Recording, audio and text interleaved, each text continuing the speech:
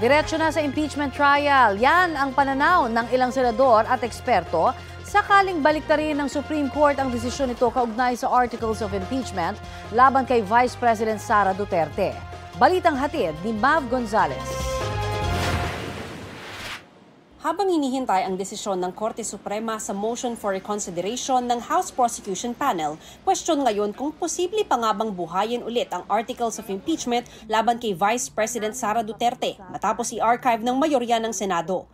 Base sa datos ng GMA Integrated News Research, meron ng bill na in-archive noong 15th Congress at binuhay muli dahil sa boto ng 6 na senador. Ang Senate Bill No. 2756 tungkol sa armed synchronized elections na kalaunay naging batas noong taong 2011. Sakaling baguhin ng Korte Suprema ang desisyon nito sa impeachment ni VP Sara, sabi ni Senador Ping Lacson, tiyak na magmomosyon siya na buhayin muli ang na-archive ng Articles of Impeachment. Pero depende pa rin daw sa boto ng mayorya kung ano ang masusunod. Sa tingin pa ni Lacson, pinakamainam sana kung hindi na lang inaksyonan ng Senado ang ruling ng Korte Suprema habang may nakabimbing motion for reconsideration ng Kamara. Kung archive, at any time, kung halimbawa mabago yung liderato ng Senado at nagbago yung hihip ng hangin o kaya nagbago isip ng mayorya at naisipang i-pull out, anytime yun pwedeng i-pull out. Unless yung magiging ruling tong Korte Suprema will go one step further na sabihin nila na parang mandatory na kailangan mag-reconvene yung Senado at mag-trial. Si Senate Minority Leader Tito Soto, hindi raw kumbinsido na magiging pahirapan kung kailangang kunin mula sa archive ang Articles of Impeachment laban sa bise.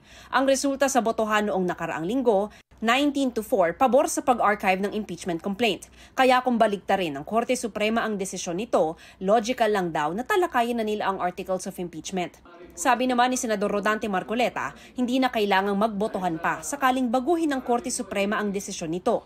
Kung sakali, otomatikong magta-trial na raw sila. Kung magkaroon ng milagro na hindi inaasahan, merong 8 maestrado ng ating Korte Suprema na binaligtad ang sarili, di pwedeng mabuhay yun. Ibig sabihin, itutuloy ang impeachment. Magiging automatic yon. Sa tingin ni Retired Associate Justice Antonio Carpio, kung baliktarin ng Korte Suprema ang desisyon nito at sabihin constitutional ang Articles of Impeachment laban kay Vice President Sara Duterte, iiral na ang konstitusyon at dapat simulan ng Senate Impeachment Court ang paglilitis. Wala nang botohan yan because balik tayo doon sa is this constitutional? Sinabi ng Supreme Court ngayon kung mag-reconsider sila.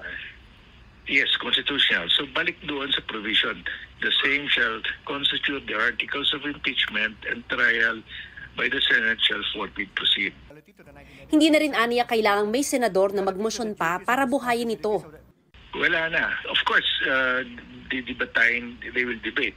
Let's say the majority will say no, we will not revive it. Akyat ang prosecution sa Supreme Court.